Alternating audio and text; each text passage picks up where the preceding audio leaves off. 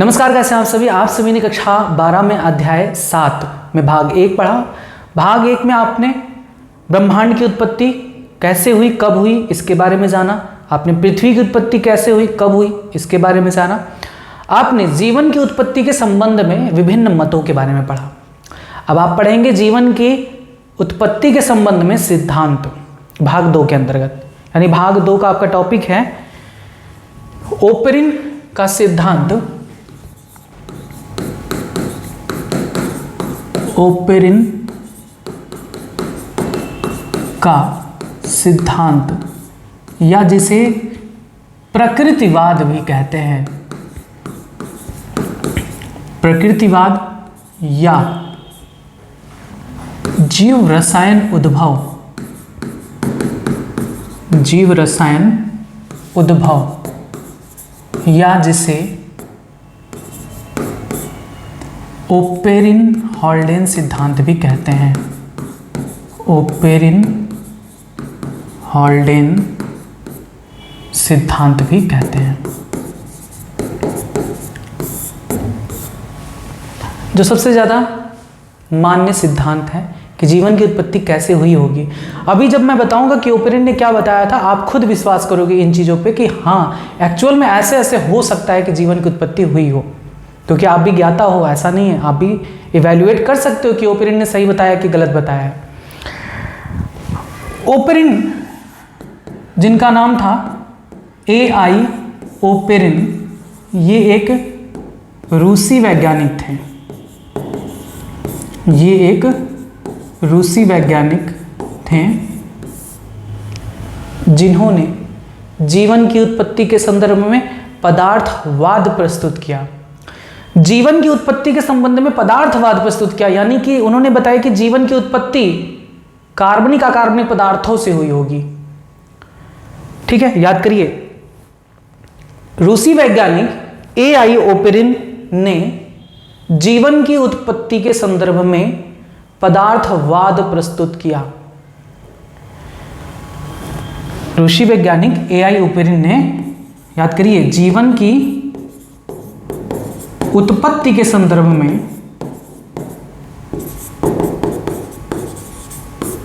पदार्थवाद प्रस्तुत किया। पदार्थवाद का मतलब क्या है कि जीवन की उत्पत्ति कहीं ना कहीं अकार्बनिक व कार्बनिक पदार्थों से हुई होगी। ठीक है, उन्होंने अपने इस पदार्थवाद को अपनी पुस्तक, कौन सी पुस्तक, याद करिए, ये भी पूछा जाता है कि द ओरिजिन ऑफ लाइफ किसने लिखा था, तो the origin of life book जो थी वो AI ओपेरिन ने लिखा था, और इसी पुस्तक में इन्होंने पदार्थवाद का उल्लेख किया। याद करिए कि रूसी वैज्ञानिक AI ओपेरिन ने जीवन की उत्पत्ति के संदर्भ में पदार्थवाद प्रस्तुत किया, जिसका उल्लेख उन्होंने अपनी पुस्तक द ओरिजिन ऑफ लाइफ में किया। याद हुआ? ओरिजिन ऑफ लाइफ किसने लिखा था? AI ओपेरिन ने। अभी आपको मैं बुक दिखाऊं, ये देखिए, ये जो बुक है the origin of life by AI Oparin. The origin of life जो बुक थी वो किसने लिखा था? ओपेरिन ने। ये ओपेरिन महाशय हैं, ठीक है, इन्होंने लिखा था। इनके अनुसार क्या हुआ? इनके अनुसार पृथ्वी पहले आग के गोले जैसी थी। ओपेरिन के अनुसार पृथ्वी पहले आग के गोले जैसी थी और धीरे धीरे ठंडी होती होती आज के समय की पृथ्वी जो आप देखते हो वैसी हो गई है। तो ओपेरिन के अनुसार पृथ्वी पहले आग के गोले जैसी थी जो धीरे धीरे ठंडी हुई। विभिन्न भौतिक और रासायनिक कारणों की वजह से अकार्बनिक और कार्बनिक तत्व बने, जो पुनः संगठित होकर और जटिल यौगिक में रूपांतरित हो गए, और इन्हीं आजीवित कार्बनिक यौगिकों के परस्पर मिलने से एक ऐसी रचना का निर्माण हुआ जिसमें जीवन के लक्षण विद्यमान थे। तो ये कहीं ना कहीं सही लगता है। इनका मानना था कि पृथ्वी पहले आग के गोले जैसी थी और धीरे धीरे ये ठंडी होती गई, विभिन्न भौतिक व रासायनिक कारणों से अकार्बनिक व कार्बनिक यौगिक बने।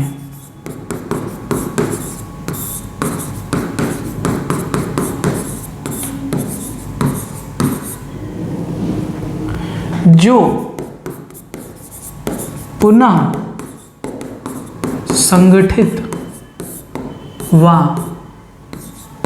संघनित होकर और जटिल यौगिक बने।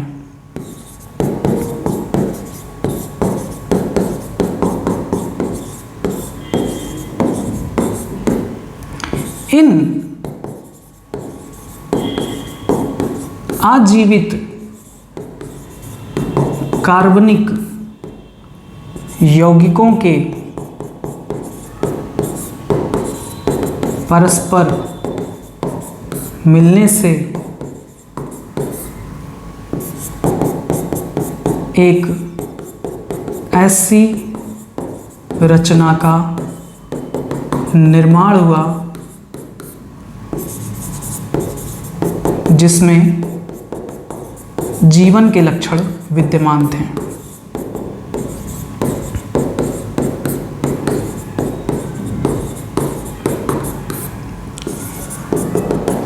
इतनी बातें पहले समझिए। इनके कहने का जो मतलब था बहुत स्पष्ट है कि अर्थ यानी पृथ्वी पहले आग के गोले जैसी थी, धीरे धीरे तापमान में कमी आई और इनमें विभिन्न भौतिक कारणों जैसे लाइटनिंग, वॉल्केनो इरप्शन, लाइटनिंग मतलब बिजली का गिरना, वॉल्केनो इरप्शन मतलब ज्वालामुखी का फटना, इन सभी तमाम भौतिक कारणों की वजह से और कुछ रासायनिक कारणों की वजह से यानी कुछ अकार्बनिक तत्वों के मिलने की वजह से, रासायनिक कारणों की वजह से अकार्बनिक व कार्बनिक यौगिक बने और ये यौगिक फिर आपस में क्रिया करके और जटिल कार्बनिक यौगिक बने। तो उन जटिल कार्बनिक यौगिकों में से परस्पर मिलते रहने से किसी एक ऐसी रचना का निर्माण हुआ जिसमें जीवन के लक्षण विद्यमान थे। इस बात को हम आइए समझाते हैं आपको। देखिए, पृथ्वी पर कोई भी जीव हो वो किसका बना होगा? कोशिका का बना होगा, चाहे कोई भी जीव हो, जीवाणु हो या विषाणु भी कह लीजिए। तो विषाणु तो पूरी कंप्लीट कोशिका नहीं होती है, इस नाते उसे सजीव और निर्जीव की कड़ी मानते हैं, बाद में उसको बताते हैं। विषाणु भी हटा दीजिए। जीवाणु हो गया, चाहे मनुष्य हो गए, चाहे पौधे हो गए, चाहे जंतु होंगे, सभी कोशिकाओं से मिलकर बने हैं। तो हम एक कोशिका के बारे में बात करते हैं कि एक कोशिका में क्या क्या चीजें पाई जाती हैं, उनका निर्माण कैसे हो सकता है। एक कोशिकीय जीव जीवाणु को ले लीजिए। जीवाणु एक कोशिकीय जीव है जिसके अंदर ज्यादा कुछ नहीं, कोशिका भित्ति पाई जाती है,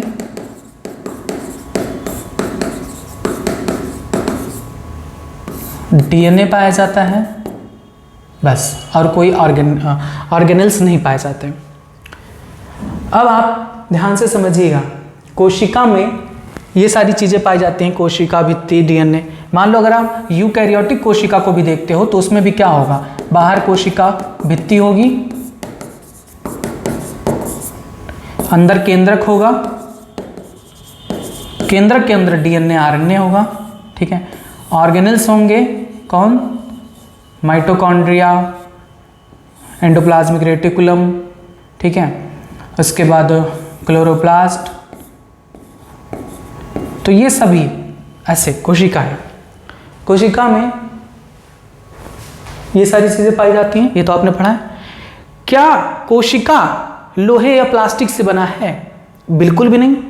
कोशिका का जितना भी मटेरियल है सब कहीं ना कहीं कार्बनिक अकार्बनिक तत्वों से ही तो बने हैं। अकार्बनिक तत्वों की बात कर लें तो carbon, hydrogen, oxygen, nitrogen, sulphur, phosphorus, ये सभी अकार्बनिक तत्व हैं। इन अकार्बनिक तत्वों से मिलने से क्या बनता है? कार्बनिक पदार्थ, जैसे H2O, सॉरी ये तो अकार्बनिक हो गया, ठीक है, सॉरी। कार्बनिक पदार्थ जैसे C6H12O6 है ना, CH4 मीथेन, NH3 अमोनिया, ये भी अकार्बनिक हो गया। कार्बनिक तत्वों की बात करें, अकार्बनिक तत्वों से कार्बनिक तत्वों का निर्माण हुआ और इन्हीं कार्बनिक तत्वों के परस्पर मिलते रहने से एक ऐसी रचना का निर्माण हुआ होगा जिसमें जीवन के लक्षण विद्यमान थे। बात को समझिएगा। जैसे मैं आपको सिंपल सा उदाहरण देता हूं, कोशिका भित्ति किससे मिलकर बनी होती है? प्रोटीन और वसा से, लिपिड से। लकड़ी लोहे का तो बना नहीं होता। इस प्रोटीन का निर्माण किससे होता है? अमीनो अम्ल से। अमीनो अम्ल से। अमीनो अम्ल का निर्माण किससे होता है? Carbon, hydrogen, oxygen, nitrogen. तो वही ओपेरिन बताना चाह रहे हैं कि ओपेरिन कहते हैं कि अकार्बनिक तत्व परस्पर मिले होंगे जिससे कार्बनिक तत्व बने। कार्बनिक तत्व आपस में मिलकर और जटिल कार्बनिक पदार्थ बनाए और इन जटिल कार्बनिक पदार्थों के परस्पर मिलते रहने से एक ऐसी संरचना का निर्माण हुआ होगा जिसमें जीवन के लक्षण विद्यमान थे। बस यही कहना चाहते हैं। तो आप खुद इवैल्यूएट करिए कि क्या वो सही बता रहे हैं। बिल्कुल सही बता रहे भैया। आप खुद सोचो ना कि हमारा शरीर किसी लोहे लकड़ी का नहीं बना है, कार्बनिक अकार्बनिक तत्वों से ही बना है। तो जैसे अकार्बनिक तत्व आपस में मिलकर कार्बनिक तत्व बनाते हैं, फिर कार्बनिक तत्व आपस में मिलकर और जटिल कार्बनिक तत्व बनाते हैं, तो इसी तरीके से ये जो जटिल कार्बनिक तत्व हैं आपस में मिलकर हो सकता है एक कोशिका का निर्माण कर दिए हो जिसमें जीवन रहा हो। तो कहीं ना कहीं ये सिद्धांत बहुत महत्वपूर्ण इसीलिए माना जाता है क्योंकि इनकी बातों में सच्चाइयाँ दिख रही हैं। क्लियर है बात? अब हम आपको बताते हैं कि हुआ क्या रहा होगा। जैसे आपने जाना कि प्रोटीन का निर्माण अमीनो अम्ल से होता है, अमीनो अम्ल का निर्माण कार्बन, हाइड्रोजन, ऑक्सीजन, नाइट्रोजन से होता है। वसा है, वसा का भी निर्माण किससे होगा? कार्बोहाइड्रेट, ग्लूकोज, फ्रक्टोज और अन्य से हुआ होगा। इनका निर्माण आप देख ही रहे हो, कार्बन, हाइड्रोजन, ऑक्सीजन से हुआ। न्यूक्लिक अम्ल, न्यूक्लिक अम्ल क्या है? DNA, RNA. अब डीएनए आरएनए किससे मिलकर बने हैं? आपको पता है डीएनए आरएनए किससे, न्यूक्लिक अम्ल किससे मिलकर बने होते हैं? नाइट्रोजन क्षार, पेंटोस शर्करा, फास्फेट समूह, सब क्या है? कार्बनिक अकार्बनिक यौगिक ही तो हैं। नाइट्रोजन क्षार है, यह भी कार्बन, हाइड्रोजन, ऑक्सीजन से मिलकर बना होगा। पेंटोस शर्करा है, आपने पढ़ा ही है। पेंटोस शर्करा पंचकार्बोनिक शर्करा, ठीक है, जिसमें आपका डीऑक्सीराइबोज आता है और राइबोज आता है। ये सभी किसके बने हैं? कार्बन, हाइड्रोजन, ऑक्सीजन से मिलकर बने। फास्फेट समूह PO4 फास्फेट और ऑक्सीजन से मिलकर बना है। यही तीन तो मुख्य होते हैं किसी भी कोशिका के, प्रोटीन, वसा, न्यूक्लिक अम्ल। तो ऐसा मानते हैं कि भौतिक और रासायनिक कारणों से अकार्बनिक और कार्बनिक यौगिक बने होंगे, अकार्बनिक यौगिक फिर कार्बनिक यौगिक बने होंगे। इन कार्बनिक यौगिकों के परस्पर मिलते रहने से और जटिल कार्बनिक यौगिक बने होंगे। अमीनो अम्ल के बहुत सारे अमीनो अम्ल से मिलकर प्रोटीन बनता है, आपको पता है। बहुत सारे मोनोसेक्राइड से मिलकर, देखिए एक मोनोसेक्राइड से एक और मोनोसेक्राइड जुड़ जाए तो क्या बनता है? डाइसेक्राइड। एक और मोनोसेक्राइड जुड़ जाए तो क्या कहलाता है? ट्राइसेक्राइड। और बहुत सारे मोनोसेक्राइड जब जुड़ जाते हैं तो क्या कहलाता है? पॉलीसेक्राइड। तो ये सभी आपस में जुड़ जुड़कर वसा का निर्माण किए होंगे, पॉलीसेक्राइड का निर्माण किए होंगे। न्यूक्लिक अम्ल का निर्माण कैसे हुआ होगा? नाइट्रोजन क्षार, पेंटोस शर्करा, फास्फेट समूह एक दूसरे से रिएक्ट करके एक साथ जुड़ गए होंगे और एक साथ जुड़ने की वजह से क्या बना होगा? न्यूक्लिक अम्ल बना होगा। ठीक। अब न्यूक्लिक अम्ल ऐसे स्वतंत्र घूम रहा होगा, मान पृथ्वी की सतह पर ऐसे घूम रहा होगा न्यूक्लिक अम्ल। न्यूक्लिक अम्ल कहीं से जाकर प्रोटीन से मिल गए होंगे। अब देखिए मैं वही बताने जा रहा हूं कि कार्बनिक यौगिकों के परस्पर मिलने से क्या बनता है। तो ये एक कार्बनिक यौगिक है, ये एक कार्बनिक यौगिक है। न्यूक्लिक अम्ल से परस्पर क्या जुड़ गया? प्रोटीन जुड़ गया। क्या बनता है? न्यूक्लिक अम्ल और प्रोटीन मिलकर क्या बनाते हैं? Nucleo protein. और आपको पता है कि न्यूक्लियो प्रोटीन किसकी संरचना होती है? विषाणुओं की। विषाणु किससे बने होते हैं? न्यूक्लिक एसिड और प्रोटीन से। इसी नाते तो इसे कंप्लीट सेल नहीं कहते हैं, विषाणु को कंप्लीट कोशिका नहीं कहते, पूर्ण कोशिका नहीं कहते। क्यों? क्योंकि ये नग्न होती है, इनके चारों तरफ कोई कोशिका भित्ति नहीं होती, केंद्रक वगैरह नहीं पाए जाते। विषाणु सिर्फ न्यूक्लिक अम्ल होते हैं, डीएनए या तो आरएनए, उनके चारों तरफ प्रोटीन लिपटा होगा बस। तो अब देखिए वही चीज बताया गया कि हो सकता है पहले विषाणु बने होंगे। यहां से तो यही लग रहा है क्योंकि सिंपल कंपाउंड है। न्यूक्लिक अम्ल बने होंगे, न्यूक्लिक अम्ल तैर रहे होंगे पृथ्वी की सतह पर कहीं पर, वहीं पर प्रोटीन वोटीन मिल गए होंगे तो ये दोस्ती कर लिए होंगे एक दूसरे से। तो न्यूक्लिक अम्ल और प्रोटीन आपस में दोस्त बन के क्या बना लिए, न्यूक्लियोप्रोटीन। न्यूक्लियोप्रोटीन विषाणु की संरचना होती है, आप भी जानते हो। अब हो सकता है कि ये जो न्यूक्लियोप्रोटीन है उनके चारों तरफ वसा और प्रोटीन मिलकर कोशिका भित्ति बनाई हो, तो इससे एक कोशिका का निर्माण हुआ हो सकता है जीवाणु बना हो। जीवाणु में एक कोशिका से कई सारे कोशिका मिले, बहुकोशिकीय जीवाणु बने, तो बहुकोशिकीय जीवाणु में कुछ परिवर्तन आया होगा, प्रोकैरियोटिक से यूकैरियोटिक कोशिका में चेंज हुए होंगे, उनमें कोशिकांग बने होंगे। देखिए इस अध्याय में सब कुछ आपको क्रमिक विकास बताया जाएगा। आपको खुद से समझना है कि धीरे धीरे विकास हुआ होगा, धीरे धीरे चीजें विकसित हुई होंगी और इस तरह से आज मनुष्य, जंतु और पौधे समस्त जीव उपस्थित हैं पृथ्वी पर। ये कोई 1-2 साल का खेल नहीं है, 400 करोड़ वर्ष पुरानी बातें हैं। तो धीरे धीरे विकास होता है। जैसे आपने सेलफोन को देख लीजिए, पहले टेलीफोन होता था, तो टेलीफोन में पहले घुमा घुमा के नंबर डायल किया जाता था, सिर्फ बात हो सकती थी। धीरे धीरे इवोल्यूशन हुआ, मोबाइल में भी, फ़ोन में भी। टेलीफोन से पहले एक वायरलेस फ़ोन आया, उसमें भी सिर्फ कॉलिंग फीचर्स थी। फिर धीरे धीरे उसमें मैसेज का फीचर आया। फिर धीरे धीरे आपने देखा इवोल्यूशन इतना ज़्यादा हुआ कि आज मोबाइल है जिसमें आप सब कुछ कर सकते हो, ऑनलाइन शॉपिंग कर सकते हो, डॉक्टर बुला सकते हो, सब कुछ कर सकते हो। तो ये क्रमिक विकास था जो मानव के द्वारा हुआ, आर्टिफिशियल है। तो आर्टिफिशियल में भी टाइम लगा, तो नेचुरल में भी टाइम लगता है, बहुत ज़्यादा टाइम लगता है। तो इस तरह से धीरे धीरे एक कोशिकीय जीव, फिर एक कोशिकीय से बहुकोशिकीय जीव, और बहुकोशिकीय जीव से आज संपूर्ण जीव जो पृथ्वी पर विद्यमान है सभी विकसित हुए होंगे। अब ये कोई जानता नहीं है कि एक्चुअल में यही हुआ होगा, लेकिन जो साइंटिफिक रीजंस हैं वो यही इंडिकेट करते हैं कि जीवन की उत्पत्ति ऐसे हुई होगी। तो आप खुद ही सोचो ना, मैं तो इस सिद्धांत से पूर्ण सहमत हूं, क्योंकि मुझे भी लगता है कि ये चीजें बिल्कुल सही होंगी। क्योंकि आप भी देख रहे हो कि हमारा पूरा शरीर किसी लोहे और प्लास्टिक से नहीं बना है। किससे बना है? कार्बनिक तत्वों से बना है, कोशिकाओं से बना है। अगर हम एक कोशिका में देखते हैं तो हमें ऐसी ऐसी चीजें, प्रोटीन, वसा, न्यूक्लिक अम्ल और विभिन्न प्रकार के यौगिक मिलते हैं। तो ये यौगिकें आपस में कैसे मिलती हैं? आपस में रासायनिक अभिक्रिया करके। अब इनके जो ओपेरिन ने बताया सारी चीजें, ओपेरिन ने बताया कि पहले पृथ्वी बनी होगी और फिर 7 चरण में जीवन की उत्पत्ति हुई है। 7 चरण आपको पढ़ना है कि पहले चरण में क्या हुआ, दूसरे चरण में क्या हुआ, तीसरे चरण में, चौथे, पांचवें, छठवें, सातवें में क्या हुआ। तो इन्हीं 7 चरणों में आपको दूसरा जो चरण है जिसमें कार्बनिक यौगिक का निर्माण हुआ, कैसे, इसमें एक साइंटिस्ट का एक्सपेरिमेंट भी यह बताता है कि वाकई में यह सिद्धांत सही है। क्योंकि जो पृथ्वी का आदि वायुमंडल था जिसमें मीथेन, कार्बन डाइऑक्साइड, जलवाष्प, हाइड्रोजन पाए जाते थे, तो वे कैसे लाइटनिंग यानी बिजली गिरने की वजह से उनमें कैसे रासायनिक अभिक्रियाएं हुई और अमीनो अम्ल बना, ये प्रूफ किया था स्टैनले मिलर ने अपने प्रयोग में। तो मिलर ने भी ये बताया कि जरूर अकार्बनिक तत्वों से कार्बनिक तत्व बने, कार्बनिक तत्वों से जटिल कार्बनिक तत्व बने, और जटिल कार्बनिक तत्वों के परस्पर मिलने से एक ऐसी रचना का निर्माण हुआ जिसमें जीवन के तत्व लक्षण विद्यमान थे। क्लियर है बात? यही बताया था ओपेरिन ने। ठीक, उम्मीद है कि आपको ये समझ में आया।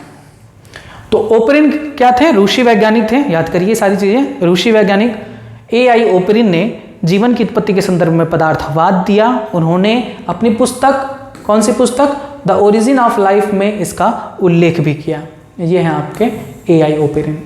Early life on earth formed through a series of reactions that made simple compounds gradually more complex। इनका मानना था कि जो अर्ली लाइफ पृथ्वी पर प्रेजेंट थी वह एक सीरीज ऑफ रिएक्शन से बनी है, एक क्रमिक अभिक्रियाओं से बनी है, जिसमें सिंपल कंपाउंड जो सामान्य यौगिक थे वे धीरे धीरे जटिल कंपाउंड यानी जटिल यौगिकों में परिवर्तित हुए, जिनमें जीवन के लक्षण विद्यमान हुए। अब देखिए यही चीज बता रहा था, ये अर्ली एटमॉस्फेयर है, ये अर्थ का अर्ली एटमॉस्फेयर है जिसमें अमोनिया, जलवाष्प, मीथेन और हाइड्रोजन ये सारी चीजें थी। तो अर्ली गैसेस जो थी लाइटनिंग की वजह से रिएक्शन हुआ होगा इसमें, जिससे अमीनो एसिड बना होगा, ग्लिसरीन, फैटी एसिड्स, यानी अभी ग्लिसरीन को छोड़ दीजिए। देखिए प्यूरिन पिरिमिडीन्स बने होंगे, सुगर्स बने होंगे। प्यूरिन पिरिमिडीन्स क्या नाइट्रोजन क्षार है, सुगर्स बने यानी पेंटोशर्करा, राइबोशर्करा बने होंगे, अमीनो अम्ल बने होंगे, वसा बने होंगे। अब ये सब आपस में रिएक्ट करके, अभिक्रिया करके जटिल यौगिक यानी न्यूक्लियोटाइड बनाए होंगे। पॉलीसैकेराइड आपको पता है शुगर से, यानी शुगर क्या है, सिंपल शुगर क्या होता है, मोनोसैकेराइड, सुक्रोज नहीं sorry sucrose is a disaccharide, तो मोनोसैकेराइड से डाइसैकेराइड सुक्रोज बना होगा, सुक्रोज से पॉलीसैकेराइड बना, स्टार्च वगैरह पॉलीसैकेराइड। अमीनो एसिड से प्रोटीन्स बने होंगे, ग्लिसरीन, फैट, लिपिड्स, वसा वगैरह बनाए होंगे। अब न्यूक्लियोटाइड से आप देख रहे हैं डीएनए आरएनए का निर्माण हुआ होगा, और प्रोटीन से विभिन्न प्रकार के एंजाइम्स का निर्माण हुआ होगा, और फैट एनर्जी सोर्स का भी काम करते हैं। तो इस प्रकार से एक ऐसी रचना का उद्भव हुआ होगा जो डीएनए और आरएनए से मिलकर बनी हुई होगी, जिसमें जीवन के लक्षण विद्यमान थे। क्लियर है बातें? तो पहले इतनी बातें आप अपनी कॉपी में नोट कर लीजिए। हेडिंग डालेंगे ओपेरिन का सिद्धांत या प्रकृतिवाद या जीव रसायन उद्भव या ओपेरिन हॉल्डेन सिद्धांत लिखेंगे। रूसी वैज्ञानिक एआई ओपेरिन ने जीवन की उत्पत्ति के संदर्भ में पदार्थवाद प्रस्तुत किया, जिसको उन्होंने अपनी पुस्तक द ओरिजिन ऑफ लाइफ में उल्लेखित किया। इनके अनुसार पृथ्वी पहले आग के गोले जैसी थी जो धीरे धीरे ठंडी हुई। फिर लिखेंगे आगे कि इसमें विभिन्न भौतिक व रासायनिक प्रक्रियाओं के कारण अकार्बनिक व कार्बनिक यौगिक बने, जो पुनः संगठित व संघनित होकर और जटिल यौगिक बनाए। फिर आगे लिखेंगे इन जटिल यौगिकों के परस्पर मिलते रहने से एक ऐसी रचना का निर्माण हुआ जिसमें जीवन के लक्षण विद्यमान थे। आगे लिखेंगे ओपेरिन के अनुसार पहले पृथ्वी बनी और फिर 7 चरणों में जीवन की उत्पत्ति हुई। अब इसमें आता है पहला चरण। पहला चरण आप हेडिंग डाल लीजिए, उसके बाद समझ लीजिए, फिर लिखिएगा। आदि वायुमंडल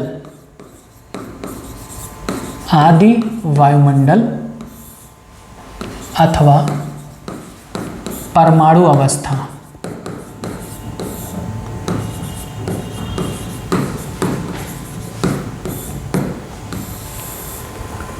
आदि वायुमंडल या परमाणु अवस्था, इसमें पहला चरण है, 7 चरण में पहला चरण है। आदि वायुमंडल कैसे बनी होगी, क्या क्या चीजें रही होंगी, ये बताने का प्रयास करता है। आपने पढ़ा है कि पृथ्वी की उत्पत्ति कब हुई है? पृथ्वी की उत्पत्ति कब हुई है? 4.5 बिलियन वर्ष पूर्व। ऐसा माना जाता है कि पृथ्वी की उत्पत्ति 4.5 बिलियन वर्ष पहले हुई थी। यह भी माना जाता है कि पृथ्वी की उत्पत्ति या तो सूर्य से गैसीय पिंड के अलग हो जाने की वजह से हुई। ये पृथ्वी है जो सूर्य से, ऐसा माना जाता है 2 रीजन हो सकते हैं पृथ्वी के निर्माण के, कि या तो सूर्य से गैसीय पिंड के रूप में अलग होने से हुई, या फिर कास्मिक धूल के धीरे धीरे इकट्ठा होने से, कास्मिक धूल के धीरे धीरे इकट्ठा होने से पृथ्वी का निर्माण हुआ। याद करिए, पृथ्वी की उत्पत्ति लगभग 450 करोड़ वर्ष पहले हुई मानी जाती है। यह माना जाता है कि पृथ्वी की उत्पत्ति या तो सूर्य से गैसीय पिंड के रूप में अलग होने या कास्मिक धूल के धीरे धीरे संघनित होने की वजह से हुई। उत्पत्ति के समय पृथ्वी आग के गोले के समान थी, जिसका तापमान लगभग 5000 से 6000 डिग्री सेल्सियस था। यह माना जाता है कि उत्पत्ति के समय पृथ्वी का तापमान लगभग 5000 से 6000 डिग्री सेल्सियस के रूप में थी। कास्मिक गैस के गोले के रूप में थी, जिसका तापमान 5000 से 6000 डिग्री सेल्सियस था। इसमें रासायनिक तत्व जैसे हाइड्रोजन, ऑक्सीजन, कार्बन, नाइट्रोजन,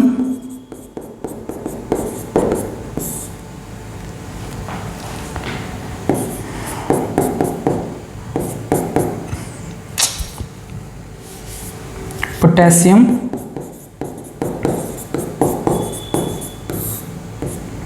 व सल्फर आदि किस रूप में थे?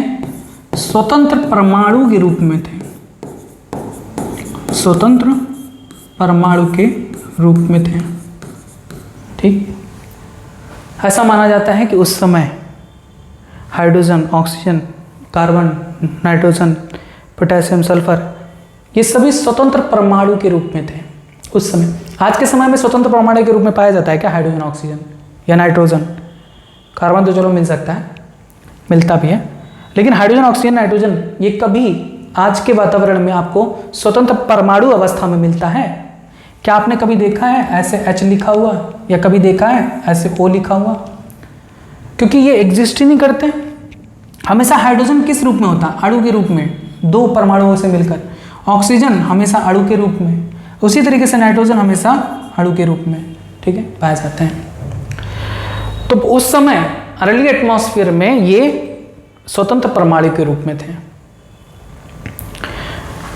आपने इतना अभी जाना कि पृथ्वी की उत्पत्ति या तो सूर्य से गैसीय पिंड के रूप में हुई, अलग होने से हुई, या कास्मिक धूल के संघनित होने की वजह से हुई। तो आपने ये समझा कि पृथ्वी पहले कैसी थी? कास्मिक गैस के गोले के रूप में थी, जिसका तापमान बहुत ज़्यादा था, 5000 से 6000 डिग्री सेल्सियस था।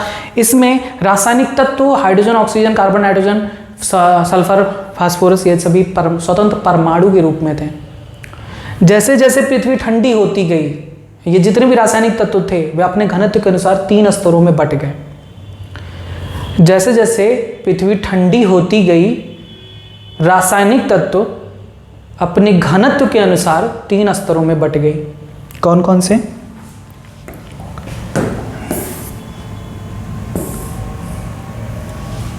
वे तत्व जो भारी थे, जैसे लोहा, निकिल, तांबा, ये सभी पृथ्वी के केंद्र पर जाकर बैठ गए और पृथ्वी के कोर का निर्माण किए। ठीक, core, inner core, outer core, mental, asthenosphere, ये सभी इनका निर्माण किए। कौन? जो भारी तत्व थे। याद रखेंगे, मैंने आपको अभी क्या बताया है कि ये तत्व अपने जैसे जैसे पृथ्वी ठंडी होती गई, तत्व अपने घनत्व के अनुसार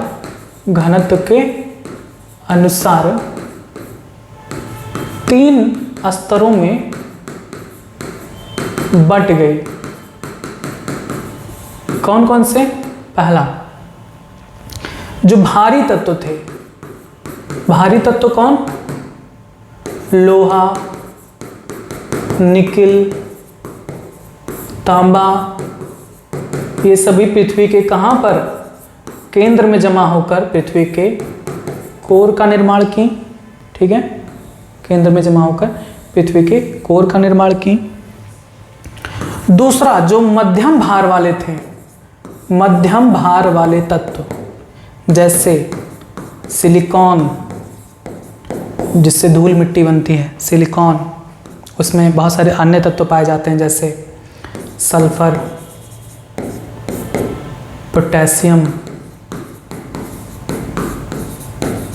मैग्नीशियम,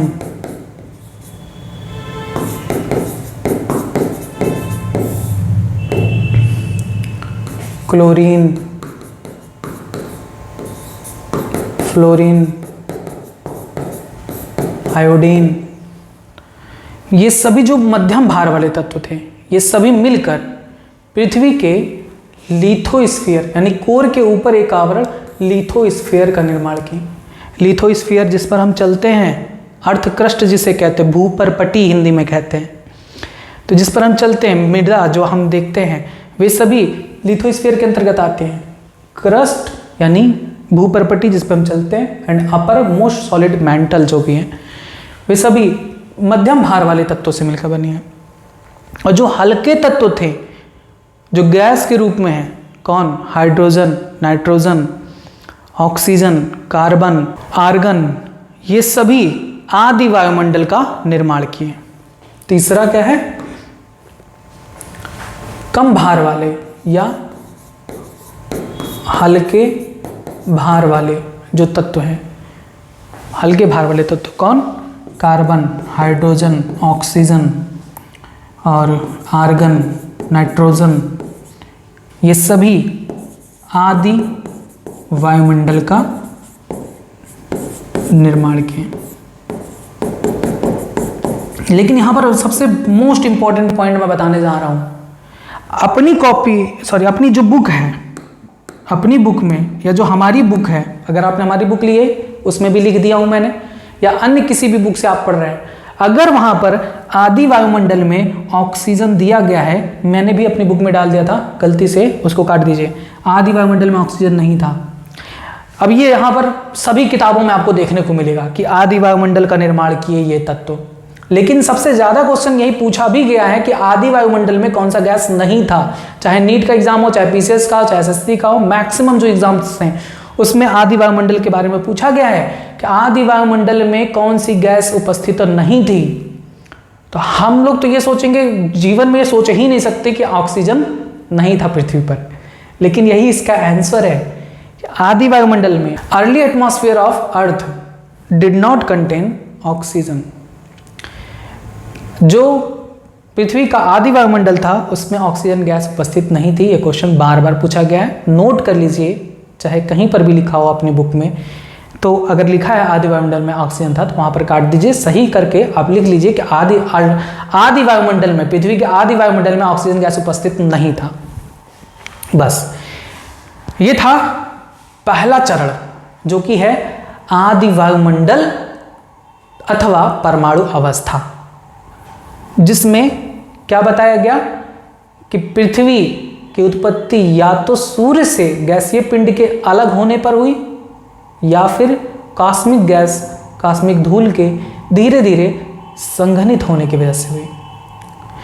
फिर आपने जाना कि पृथ्वी उत्पत्ति के समय कॉस्मिक गैस के गोले के रूप में थी, जिसका तापमान 5000 से 6000 डिग्री सेल्सियस था। इसमें रासायनिक तत्व hydrogen, oxygen, nitrogen, sulphur, potassium, ये सभी स्वतंत्र परमाणु अवस्था में थे। जैसे जैसे पृथ्वी ठंडी होती गई, ये तत्व अपने घनत्व के अनुसार 3 स्तरों में बट गए। वे तत्व जो भारी थे, जैसे लोहा, निकिल, तांबा, ये पृथ्वी के केंद्र में एकत्रित हुए और पृथ्वी के कोर का निर्माण किए। वे तत्व जो मध्यम भार वाले थे, जैसे सिलिकॉन, पोटेशियम, मैग्नीशियम, सल्फर और भी अन्य, क्लोरीन, आयोडीन, ये सभी मिलकर पृथ्वी के लिथोस्फीयर का निर्माण किए, जिस पर हम चलते हैं, भूपर्पटी, अर्थ क्रस्ट।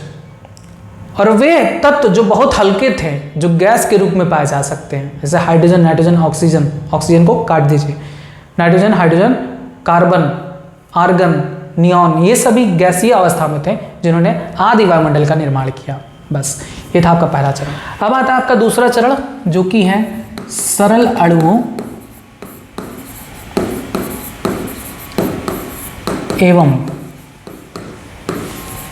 अकार्बनिक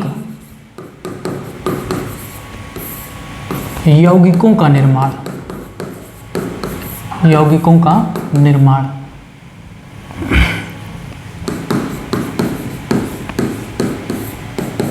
ठीक, ये दूसरा चरण है ओपेरिन के सिद्धांत में।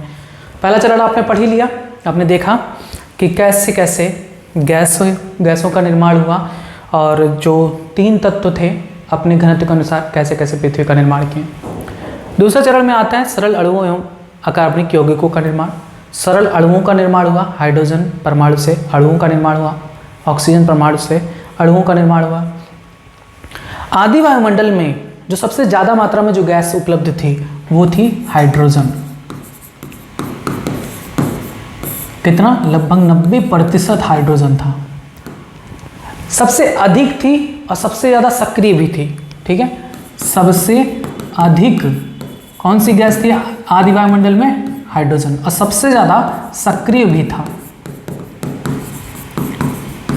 आदि वायुमंडल में सबसे अधिक मात्रा में पाया जाने वाला गैस हाइड्रोजन था, जो सबसे अधिक और सबसे ज्यादा सक्रिय था उस समय। इस हाइड्रोजन ने ऑक्सीजन से क्रिया किया और जल का निर्माण हुआ। इस हाइड्रोजन ने नाइट्रोजन से रिएक्ट किया और अमोनिया का निर्माण हुआ। इस हाइड्रोजन ने कार्बन से रिएक्ट किया और मीथेन का निर्माण हुआ। इस प्रकार से सरल अणुओं और अकार्बनिक यौगिकों का निर्माण हुआ हाइड्रोजन से। समय के साथ साथ धीरे धीरे पृथ्वी और ठंडी होती गई। पृथ्वी के ठंडे होते होते बहुत से ऐसे गैस थे जो तरल में बदल गए, बहुत से ऐसे तरल थे जो ठोस में बदल गए।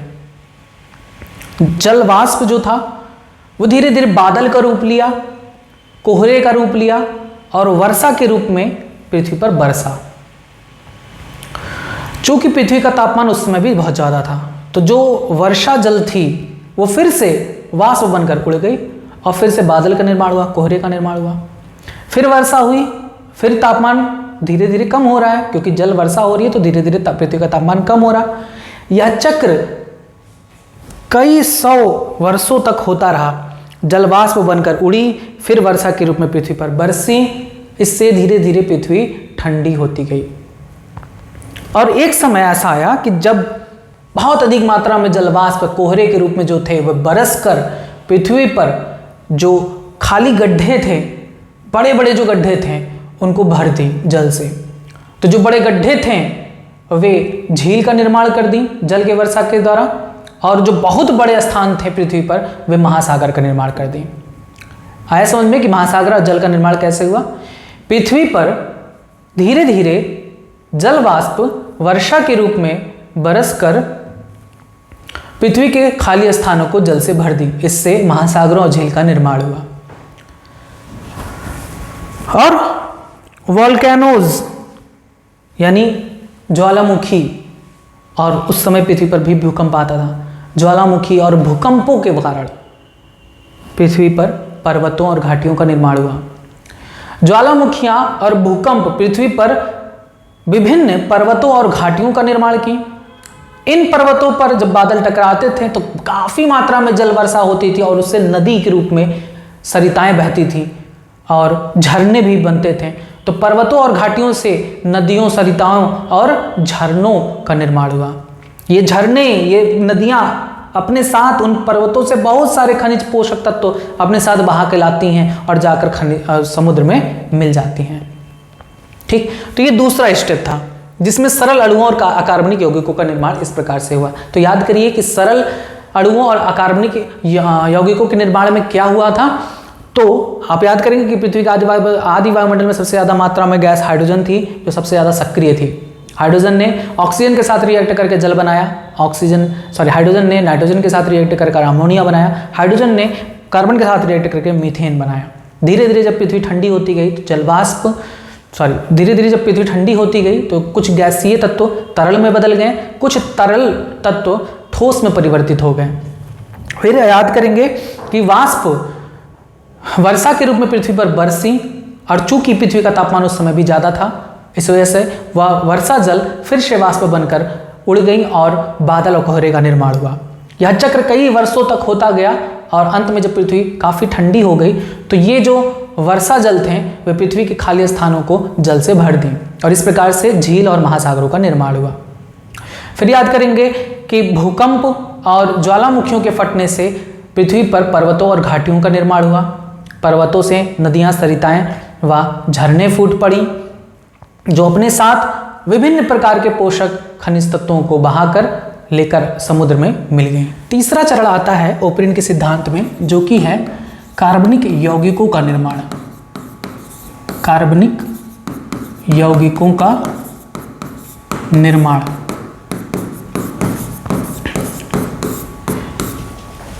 तो अब ये इसका प्रूफ भी है कि जो ओपरिन ने बताया था कि कार्बनिक यौगिक बनते थे आदि वायुमंडल में, तो आदि वायुमंडल में कैसे कार्बनिक यौगिक बना होगा इसका एक प्रूफ भी है। अभी मैं बताता हूं, मिलर का प्रयोग जिसे कहते हैं। तो यह मिलर का प्रयोग इसी को प्रूफ करता है कि जो ओपरिन ने बताया था वो सत्य है। कार्बनिक यौगिकों का निर्माण, आपने अभी दूसरे वाले चरण में पढ़ा सरल अणुओं और अकार्बनिक अणुओं का निर्माण। तो अकार्बनिक यौगिकों का निर्माण, ठीक है, उसके बाद अकार्बनिक के बाद कार्बनिक यौगिक बने। कैसे? जब पृथ्वी का तापमान धीरे धीरे कम होता गया और लगभग जब 1000 डिग्री सेल्सियस पर पहुंचा, तब बहुत सारे संतृप्त और असंतृप्त हाइड्रोकार्बन्स बने, जैसे एथिलीन, मीथेन, एथेन, एसिटिलीन। अब ये सभी जो यौगिक बने थे वे जलवाष्प से क्रिया करके एसीटोन, कीटोन्स और एल्डिहाइड और अन्य कार्बनिक अम्ल का निर्माण किए। अब ये जो अन्य कार्बनिक अम्ल या कीटोन्स, एल्डिहाइड ये जो बने हैं, ये सभी पुनः संघनन यानी कंडेंसेशन द्वारा, बहुलीकरण यानी पॉलीमराइजेशन द्वारा, बहुत सारे अणु आपस में जुड़कर यानी बहुलीकरण द्वारा या ऑक्सीकरण द्वारा शर्करा अणु बनाए, वसा अम्ल बनाए, वसा बनाए, ग्लिसरॉल बनाए, अमीनो अम्ल बनाए। तो इस प्रकार से पृथ्वी पर कार्बनिक यौगिकों का निर्माण हुआ। अब कार्बनिक यौगिक तो बन गया, देखिए अमीनो अम्ल बन गया, और अमीनो अम्ल क्या बनाता है? प्रोटीन बनाता है आगे चल के। फिर प्रोटीन, फिर न्यूक्लिक अम्ल, प्रोटीन न्यूक्लिक अम्ल आपस में मिलकर विषाणु, और फिर उसके चारों तरफ कोशिका कला, फिर कोशिका बनी। ऐसे ऐसे 7 चरणों में जीवन की उत्पत्ति हुई होगी, ओपरिन ने यह बताया था। तो तीसरे चरण में यहां पर आ गया कि कार्बनिक यौगिकों का निर्माण इस तरह से हुआ था। कार्बनिक यौगिकों का निर्माण कैसे हुआ? जब पृथ्वी का तापमान धीरे धीरे कम हुआ और 1000 डिग्री सेल्सियस तापमान पर पहुंचा, तब बहुत सारे संतृप्त व असंतृप्त हाइड्रोकार्बन्स बने, जैसे एथिलीन, मीथेन, एथेन, एसिटिलीन। ये सभी जलवाष्प से संयोग करके एल्डिहाइड, कीटोन्स और अन्य कार्बनिक अम्ल बनाए। ये यौगिक पुनः संघनन द्वारा, बहुलीकरण द्वारा या ऑक्सीकरण द्वारा शर्करा अणुओं, वसा अम्लों और अमीनो अम्लों का निर्माण की। अब यहां पर इन कार्बनिक यौगिकों से जो अमीनो अम्ल बना, इसका एक प्रूफ दिया स्टैनले मिलर ने और हेराल्ड यूरे ने, इसलिए इसे मिलर और यूरे का एक्सपेरिमेंट भी कहते हैं। ज़्यादातर इसे स्टैनले मिलर का प्रयोग ही कहा जाता है। स्टैनले मिलर का प्रयोग या मिलर यूरे का प्रयोग। यूरे का नाम पूरा हेराल्ड यूरे था। मिलर ने अपने प्रयोग में यह सिद्ध किया कि ओपरिन ने जो बताया कि ऐसे आदि वायुमंडल में कार्बनिक यौगिकों का निर्माण हुआ होगा, उन्होंने लैब में, प्रयोगशाला में ही आदि वायुमंडल को लिया, आदि वायुमंडल की व्यवस्था बनाई और उन्होंने आदि वायुमंडल में कैसे अमीनो अम्ल यानी कार्बनिक यौगिक का निर्माण हुआ होगा यह प्रूफ करके बताया। तो ये फिगर से आप परिचित होंगे और मैक्सिमम लोग अपने प्रैक्टिकल में ये फिगर बना के भी जाते हैं। इजी भी होता है, कुछ नहीं है। आदि वायुमंडल में जो गैस थी, अच्छा यहाँ से बहुत ज़्यादा क्वेश्चन नीट में पूछा जाता है कि मिलर ने अपने प्रयोग में किसको लिया। तो मिलर ने अपने प्रयोग में किसको लिया? बहुत इजी, हाइड्रोजन लिया, मीथेन लिया, अमोनिया लिया, जलवाष्प लिया, और सबसे ज़्यादा इंपॉर्टेंट पॉइंट ये कि कितने डिग्री टेम्परेचर पे इन्होंने अपना काम किया। तो 800 डिग्री टेम्परेचर, 800 डिग्री सेल्सियस। ये नीट में पूछा हुआ क्वेश्चन है कि मिलर ने अपने प्रयोग में आदि वायुमंडल में पाई जाने वाली कौन सी गैसों के लिए और उसे कितने टेम्परेचर पर रखा। देखिए, ये एक इन्होंने ग्लास लिया, इस ग्लास में इन्होंने जलवाष्प को, यहाँ पर दूसरे ग्लास में पानी को उबालने पर तो जो जल था वो वाष्प बनकर उड़कर इसमें आया, यानी H2O जलवाष्प के रूप में है, वाष्प के रूप में।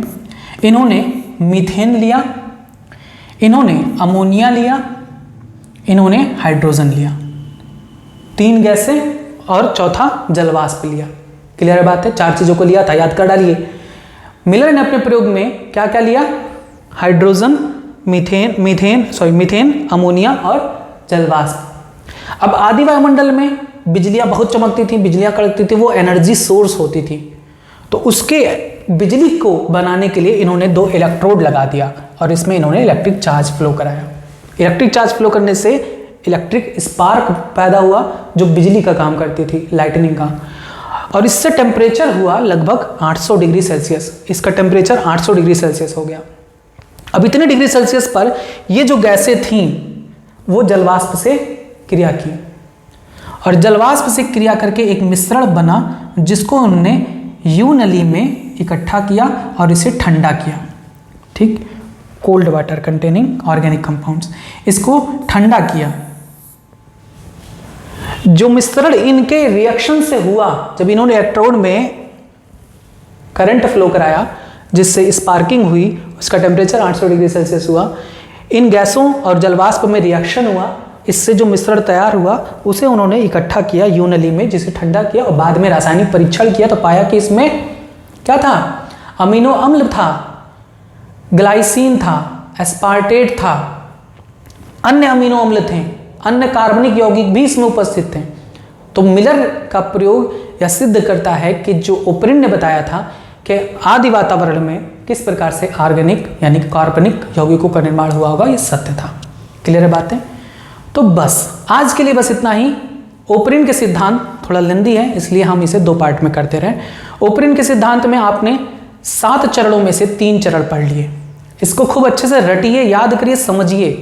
एक बार समझ ले गए तो लिखना आसान हो जाएगा, और ये बहुत इंपॉर्टेंट है आपके परीक्षा की दृष्टि से, चाहे वो आपका बोर्ड का क्यों ना। बोर्ड में सीधे क्वेश्चन पूछ लिया जाता है कि ओपरिन के सिद्धांत का वर्णन करिए, और कभी कभी नीट में तो भर भर के क्वेश्चन यहाँ से आते हैं, और ये क्वेश्चन तो बहुत पॉपुलर है, हर कंपटीशन में पूछे जाते हैं कि मिलर ने अपने प्रयोग में क्या लिया था। ठीक है, तो बस 3 चरण आपका हो गया। इसके बाद जो नेक्स्ट होगा, चौथा, 5वां, 6वां और 7वां चरण, उसको आपको नेक्स्ट पार्ट में बताया जाएगा। तब तक आप यूट्यूब चैनल पर हमारे बायोलॉजी हिंदी पर जुड़े रहें। अच्छा, एक बात और कि कल आपका कोई भी वीडियो अपलोड नहीं हो पाएगा क्योंकि मुझे कुछ काम से बाहर जाना है, तो आपका नेक्स्ट लेक्चर परसों से कंटिन्यू रहेगा। धन्यवाद।